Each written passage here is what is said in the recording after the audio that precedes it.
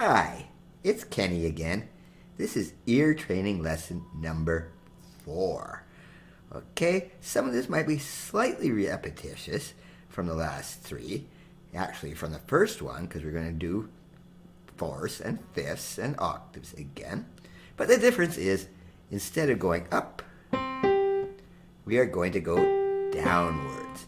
And you could use the same intervals. For example, we did use Twinkle, Twinkle, Little Star for the perfect fifth.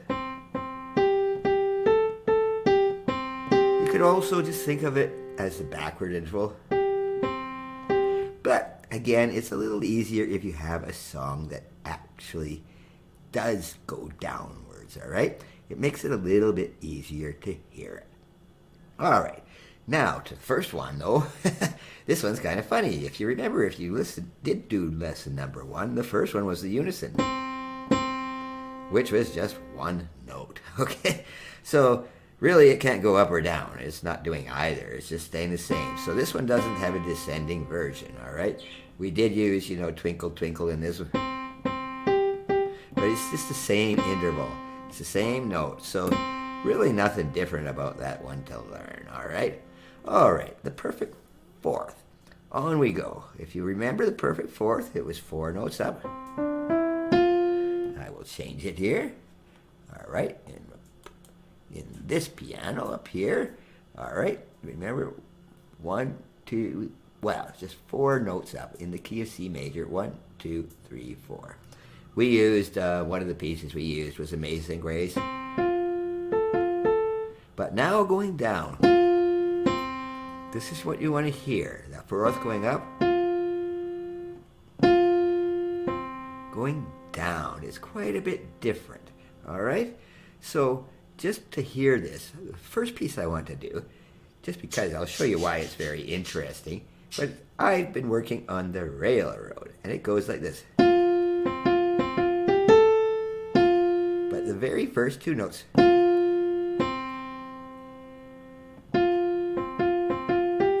What makes this one interesting is it goes perfect fourth down, up.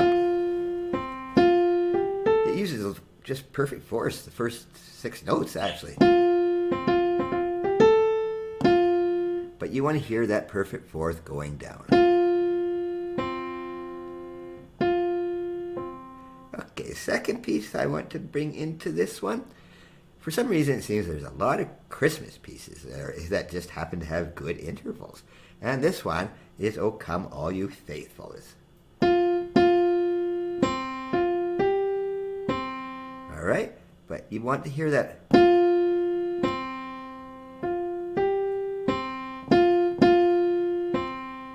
All right, it's that fourth coming down that you want to get into your head. We'll be coming back to this one because it's actually using something in the next one, the perfect fifth. Again, we're back to Twinkle, Twinkle. I know I'm going to stop talking about this crazy song before you know it. Remember, it was... That's going down, up. But coming down, it sounds like that. It's an open sound. This perfect fifth is a very open sound like the fourth. All right? And why I mentioned this, because you remember the last one we did? That perfect fifth is also in the song, "O Come All Ye Faithful," all right? So that one's got a fourth and the perfect fifth in it. Just perfect, all right? And here's one, I don't know if you're young enough, and you're the Flintstones, with Barney Rubble and Fred Flintstone and all those. That starts with a perfect fifth too. Okay, you hear that? Just those first 2 notes, that's the perfect fifth that you want to. And here it is again. So actually the perfect fifth going down is twice in that first melody line. That is the interval you want to hear. And here's another one, okay? This is kind of an East Coast song. It's called "What Do You Do with a Drunken Sailor?" And I don't know the answer to that question, to be quite honest, what you do to a drunken sailor, but it goes like this. fifth is in it. There's a whole bunch of G's there, but okay, we don't know the whole piece, but yeah, you just hear that dropping fifth. There it is, that perfect fifth is descending. Okay, that's the perfect fifth descending, all right? Okay, and now we got a hard one. Remember the octave, which is the same note we are playing. Oh, I didn't change that, but it doesn't really matter. Okay, the perfect fifth looked like that. You can see that, right? All right, now we're going to the octave. Okay. The octave going up, I used Somewhere Over the Rainbow. And this is a weird interval because it is the same note. It's just two C's again. And coming down, it is the same note, but it's going down an octave. Very easy for a piano player, hard for a singer to sing. These are long range things. It's hard to go that far for a singer. Very easy for a piano player. But this one was really hard to find a piece coming down. So the one that a lot of people use is a very old jazz standard. It's called Willow Weep for Me, and it goes something like this.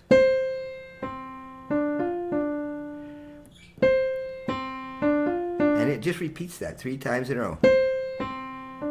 But the main thing to listen to is that big. All right? You know, and if you don't know any of these old songs, like this, some of them are very, very old. This one's from 1959, actually. All right? And just go onto YouTube and look them up. All right? I just listened to get this one fresh in my mind. I listened to a lovely version of this by Nina Simone, who is a very good singer. But there's so many old classics. You can find them all on YouTube. But it goes... That's the interval you want to hear.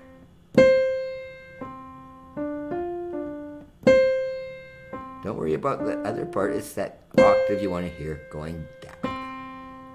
Okay, that's about all I have to say about descending intervals. But I do want to introduce you to a concept that's going to be much more difficult.